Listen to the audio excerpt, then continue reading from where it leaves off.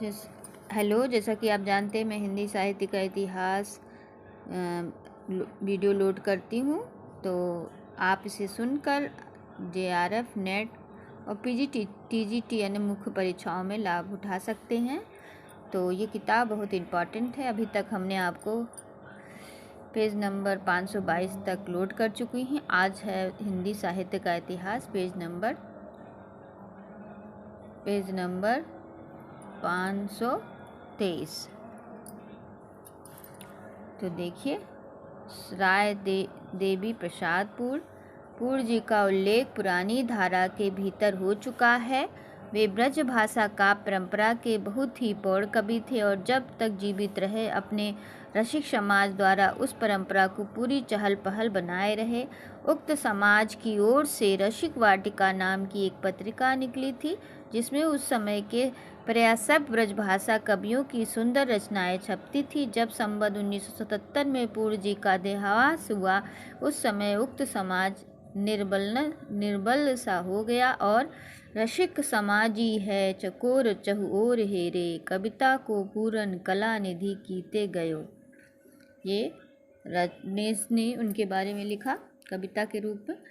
पूर्ण जी सनातन धर्म के बड़े उत्साही, अनुयायी और अध्ययनशील व्यक्ति थे। पूछा जब पूर्ण जी कैसे व्यक्ति थे, तो उत्साही, अनुयायी और अध्ययनशील व्यक्ति थे पूर्ण जी।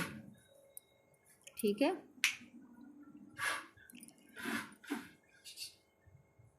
तो अध्ययनशील व्यक्ति थे।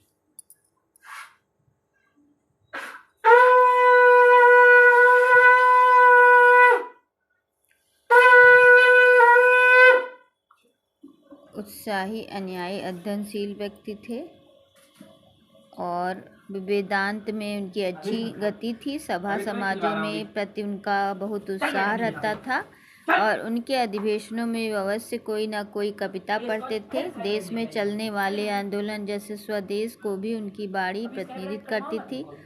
भारतेंद्र, प्रेमघन आदि प्रथम उत्थान के कवियों के समान पूर्ण जी देशभक्ति और राज्य भक्ति का समन्वय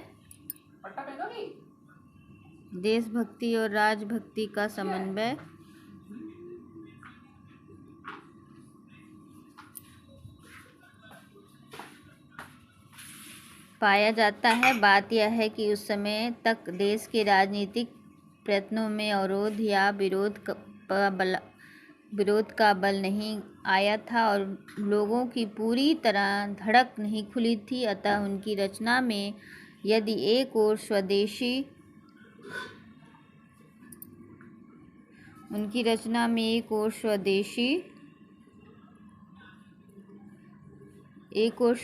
देशभक्ति पूर्ण मद मिले और तो दूसरी ओर सन 1911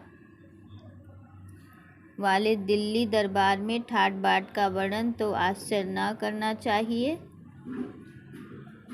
प्रथम उत्थान के कवियों के समान पूर्ण जी पहले नूतन विषयों के कविता भी ब्रजभाषा में करते थे। जैसे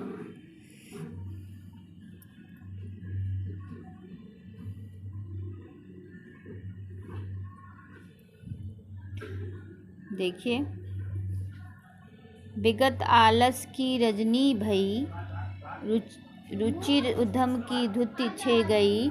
उदित सूरज नव धाग को, अरुण रंग भय अनुराग को। तज बिछोनन को अब भगियो, भरत खंड प्रजागण जगियो।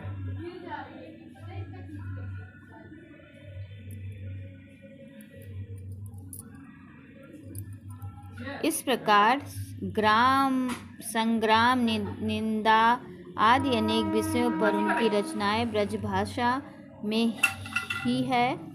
पीछे खड़ी बोली की कविता का प्रचार बढ़ने पर बहुत सी रचना उन्होंने खड़ी बोली में भी की, जैसे अमल लता, बसंत वियोग, स्वदेशी कुंडल, नए सन राय देवी प्रसाद पूर्ण का है, 1910 का स्वागत, नवीन संवत्सर 1967 का स्वागत इत्यादि राय देवी प्रसाद पूर्ण की रचनाएं थी। स्वदेशी देशोद्धार आदि पर उनकी अधिकांश रचनाएं इतिवृत्तात्मक पदों के रूप में बसंत वियोग बहुत बड़ी कविता किसकी थी? राय देवी प्रसाद की बसंत वियोग बड़ी कविता थी, है जिसमें कल्पना अधिक सचेष्ट मिलती है। इसमें भारत भूमि की कल्पना एक उद्यान के रूप में की गई। प्राचीन काल में सत्व गुण प्रधान तथा प्रकृति की सारी विभूतियों से संपन्न था और इसके माली देवतुल्य थे। पीछे मालियों के प्रसार और अनक्त से उत्थान उजड़ने लगता था। यद्यपि कुछ यशस्वी महापुरुष विक्रमादित्य ऐसे कुछ काल के लिए उसे संभालते दिखाई पड़ते, पर उनकी दशा गिरती ही गई। अंत में उनके माली साधना और तपस्या के लिए कैलाश मानसरोवर की ओर जाते हैं, जहां आकाशवाणी होती है कि विक्रम की 20वीं शताब्दी में जब पश्चिमी शासन होगा तब उसकी उन्नति का आयोजन होगा। अमललता नाम की छोटी सी कविता में कवि ने अपने प्राकृत निरीक्षण का भी परिचय दिया।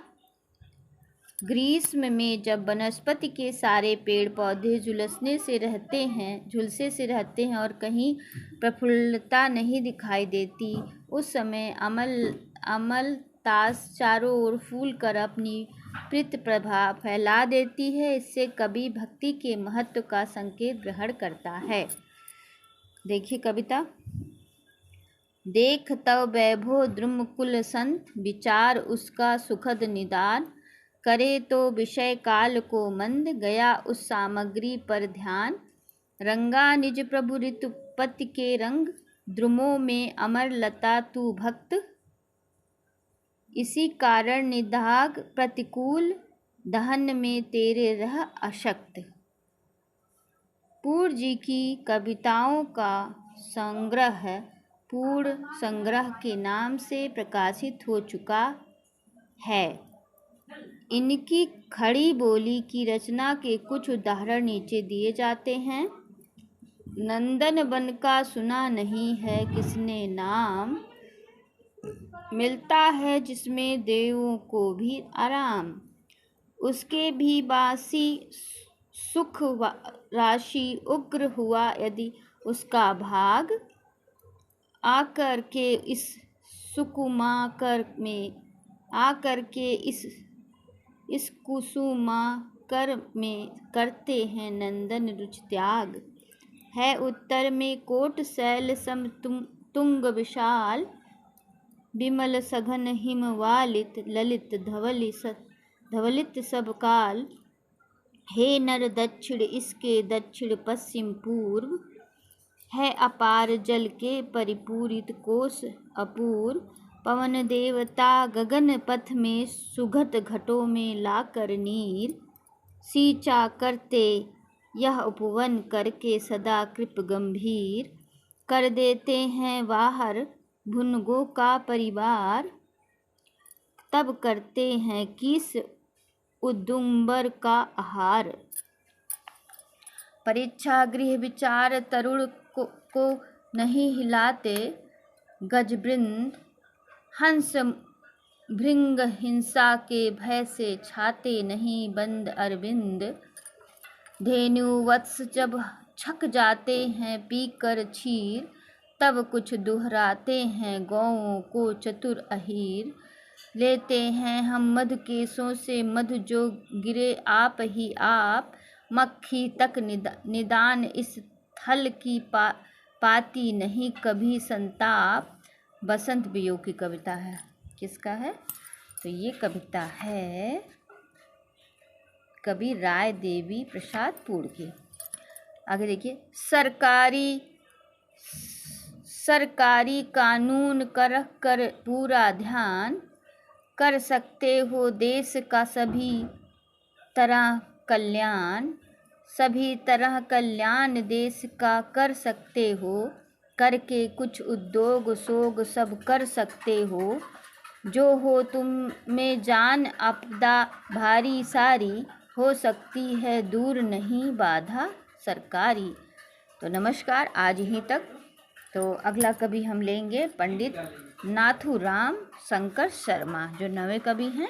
और अभी आपने पढ़ा तो वो 8वें कवि थे। तो नमस्ते, आशा करती हूँ आप इसे सुनकर लाभ उठा सकेंगे और हमारे मेहनत को सफल करेंगे। आप लाइक भी कर दें तो बढ़िया है।